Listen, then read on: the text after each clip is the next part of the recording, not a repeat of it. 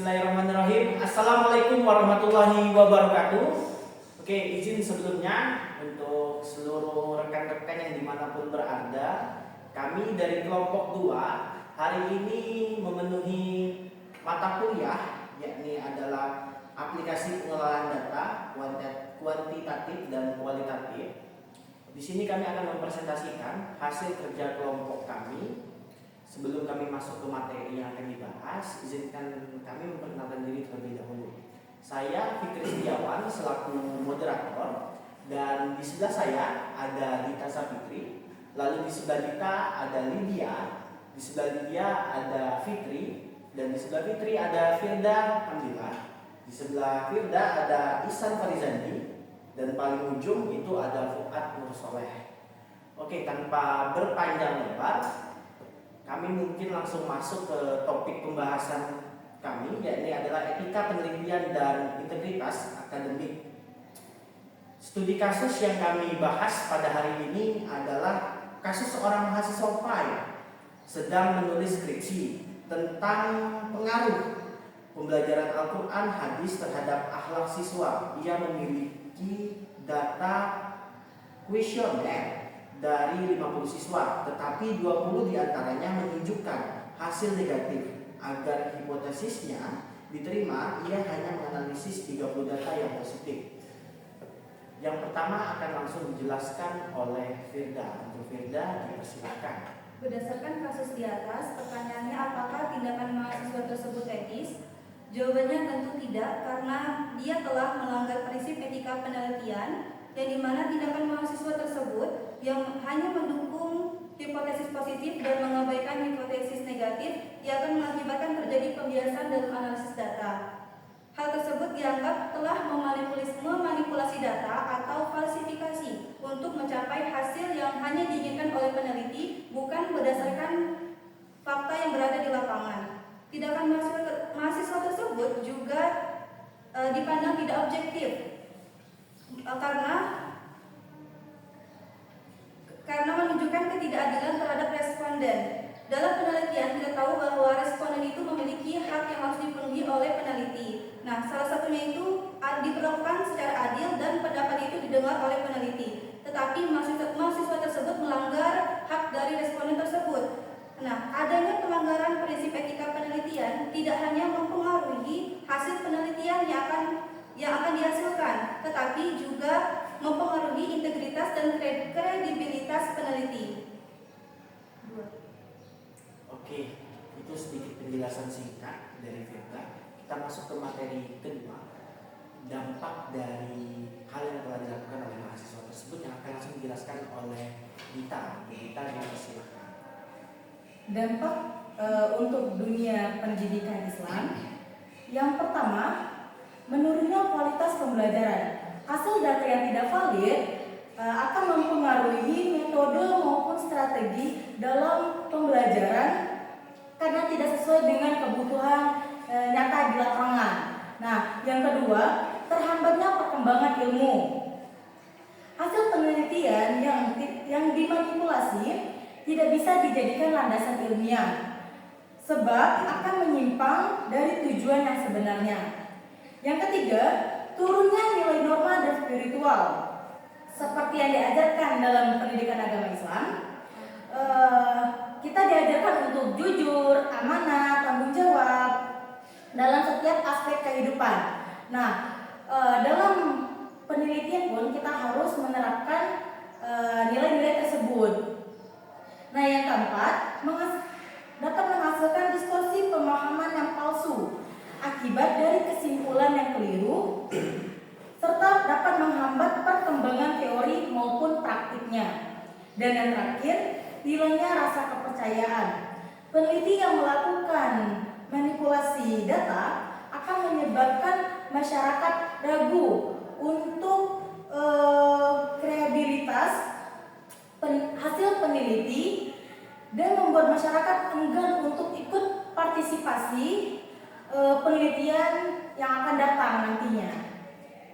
Oke, terima kasih Dita untuk penjelasannya terkait dampak dari perilaku yang dilakukan oleh mahasiswa tersebut. Kita langsung masuk ke materi ketiga, kredibilitas dijelaskan oleh Fuad. Fuad disilakan. Baik, masuk ke materi ketiga, yaitu dampak ke kredibilitas peneliti.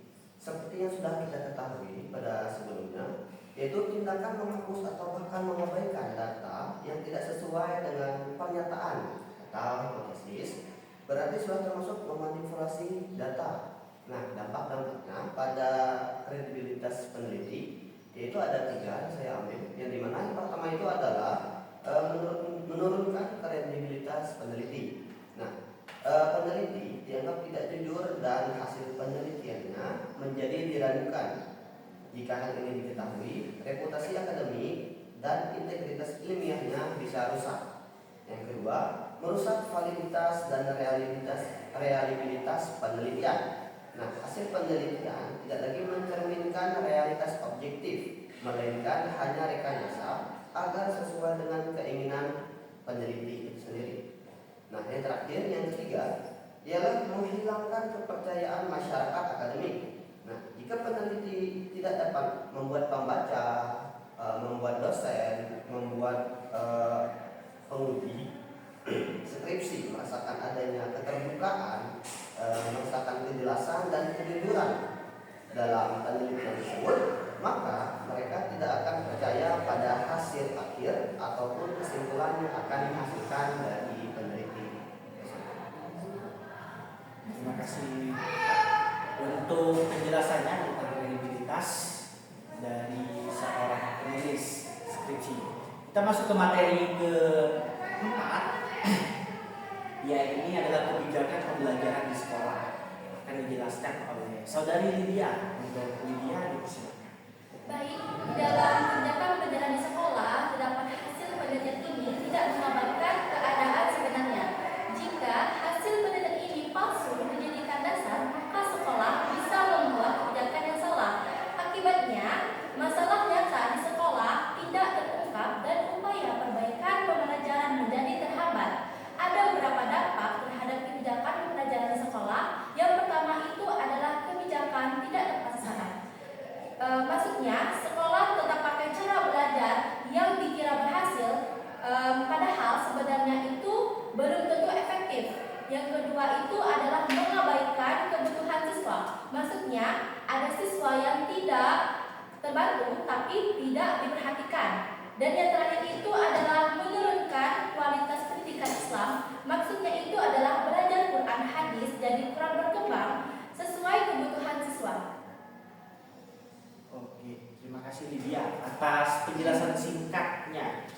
Jadi kita akan langsung masuk ke solusi. Bagaimana solusi yang kami tawarkan terhadap mahasiswa yang tertera di dalam kasus yang sedang kami bahas saat ini. Untuk solusinya akan langsung dijelaskan oleh Saudari Fitri. Saudari Fitri, silakan. Alternatif solusi yang seharusnya dilakukan mahasiswa yang pertama yaitu menganalisis semua data yang dikumpulkan dari 50 siswa tersebut tanpa mengurangi atau membuang hasil data yang negatif. Nah, agar data ini tidak dibuang,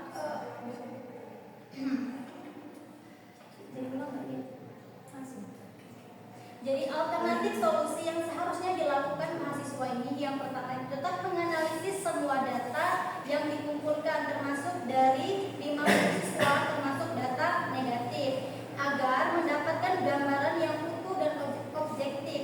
Nah, hal ini juga sejalan dengan pendapat Sugiono pada tahun 2016 yang menegaskan bahwa data dalam penelitian harus disajikan secara objektif sesuai dengan kondisi di lapangan. Jadi, data yang tidak mendukung hipotesis bukan untuk dihapus, tetapi harus tetap ditampilkan sebagai temuan dalam penelitian.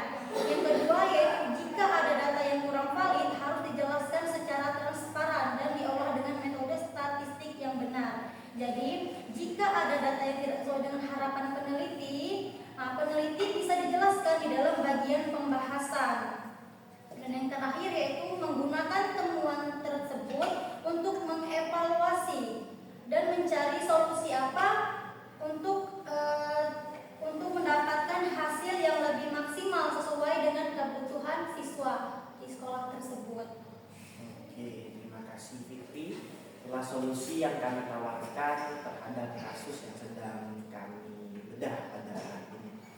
Terus juga ini kita lanjut ke materi terakhir, ini pandangan secara Islam bagaimana terkait kasus yang dialami oleh mahasiswa tersebut, yang akan langsung dijelaskan oleh Ihsan Arizandi. Ihsan, dipersilakan. Baik, terima kasih.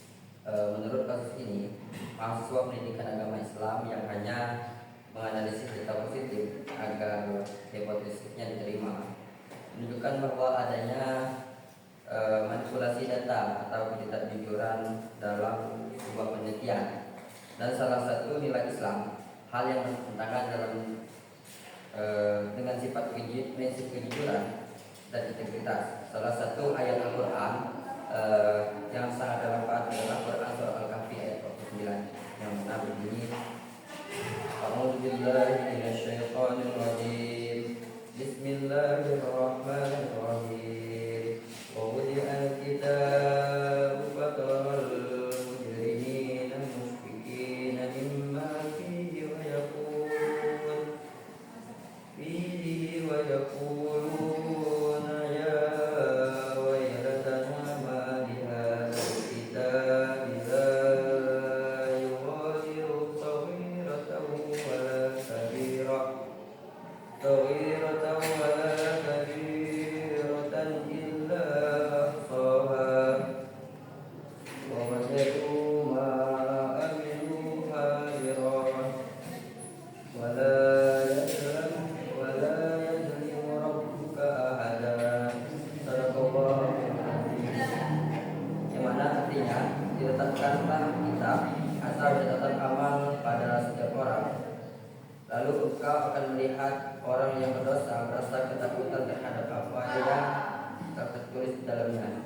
Mereka berkata, betapa celaka kami, kitab apakah ini tidak meninggalkan yang kecil ataupun yang besar kecuali mencatatnya. Mereka mendapati semua apa yang telah mereka kerjakan tertulis. Tuhanmu tidak menzalimi seorang pun. Menurut ayat ini yang menyatakan bahwa semua amal baik dan buruk itu dicatat sesuai dengan ketentuan yang ada.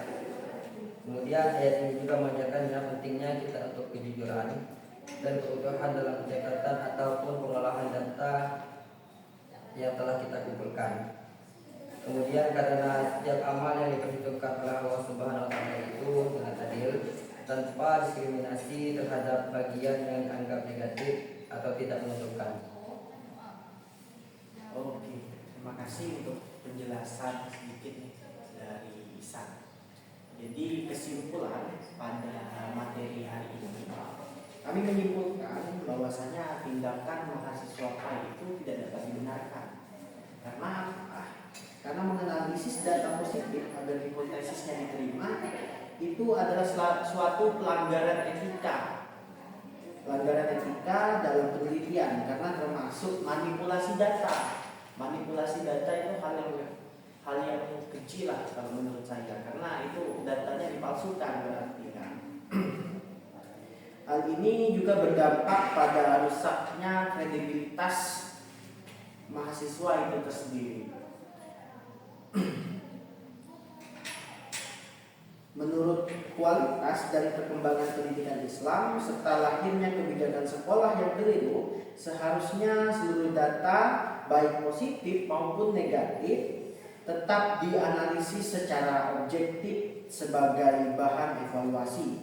Dalam Islam, kejujuran adalah prinsip utama sebagaimana ditegaskan oleh Ihsan tadi pada surat Al-Kahfi ayat 49, bahwa setiap amal dicatat tanpa adanya yang ditinggalkan. Oleh karena itu, menjaga integritas peneliti adalah amanah akademik sekaligus tanggung jawab spiritual. Mungkin itu saja dari kami. Kalau ada salah kata kami mohon maaf, kepada Allah kami mohon ampun. Nun wal qalam wa ma yasturun fastabiqul khairat. Wassalamualaikum warahmatullahi wabarakatuh.